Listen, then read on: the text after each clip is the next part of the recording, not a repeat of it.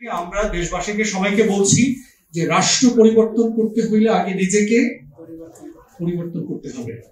Jalaluddin Rumi পারস্যের খুব বিখ্যাত একজন দার্শনিক ছিলেন। ওনার মসনবী শরীফ একটা বই আছে, কবিতা পংক্তিমালার একটা বই। সেখানে একটা ছোট্ট লাইন আছে যে গতকালকে আমি অনেক বুদ্ধিমান ছিলাম, আমি মনে করতাম যে আমি পৃথিবীটা বদলে দিতে পারবো।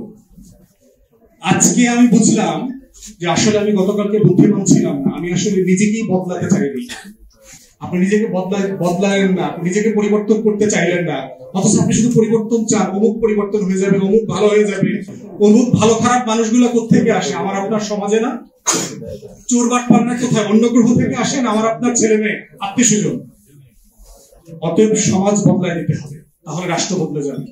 এই প্রাণ যাওয়াটা আর এই আহত হওয়া সেই শিক্ষার্থী, তাদের যে আকাঙ্ক্ষায় আজকে এই বাংলাদেশ, ওরা যে আকাঙ্ক্ষাটা নিয়ে এই বাংলাদেশটাকে দেখতে চাইছিল, সেই জায়গাগুলো আজকে একটু নড়বড়ে। আমি আন্দোলনে ছিলাম এবং 18তে নিরাপদ সড়ক আন্দোলন বলি, আর সেই কোটা আন্দোলনের শুরু থেকে আজকের এই কোটা আন্দোলন পর্যন্ত বা পরবর্তীতে এক দফা দাবি আদায় পর্যন্ত, এই যে এত এত শিক্ষার্থী, এত এত শ্রেণী পেশাজীবীর মানুষ রাস্তায় জীবন দিল, আহত জীবনের সর্বোচ্চ ঝুঁকি নিয়ে রাজপথে নামলো, ফ্যাসিস্টকে বিদায় করলো, মানে লক্ষ্যগুলা কি ছিল?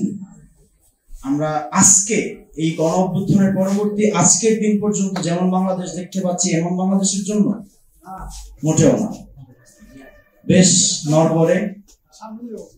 আজকে খুব দুঃখের সাথে বলতে হইতেছে যে এই 5ই আগস্টের পরে 6ই আগস্ট থেকে এই অন্তর্বর্তীকালীন সরকারের প্রথম দায়িত্ব হওয়া উচিত ছিল আহত শিক্ষার্থীদের বা ছাত্র জনতার বিভিন্ন পেশাজীবীর যে মানুষগুলো আজকে আহত ছিল বিভিন্ন হাসপাতালে, এখনো এদের সর্বোচ্চ চিকিৎসা নিশ্চিত করে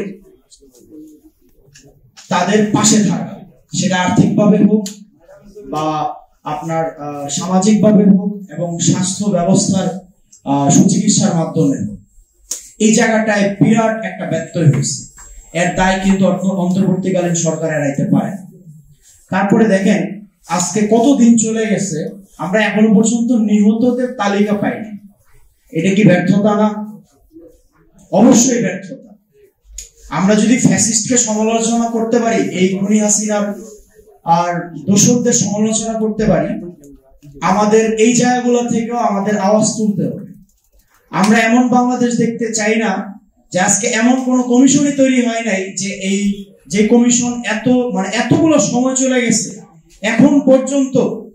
এখন পর্যন্ত আহত শিক্ষার্থীরা বা ছাত্র জনতার বিভিন্ন স্টেজের মানুষরা হাসপাতালে কাতরাচ্ছে, তাদের সুচিকিৎসা ব্যবস্থা হচ্ছে।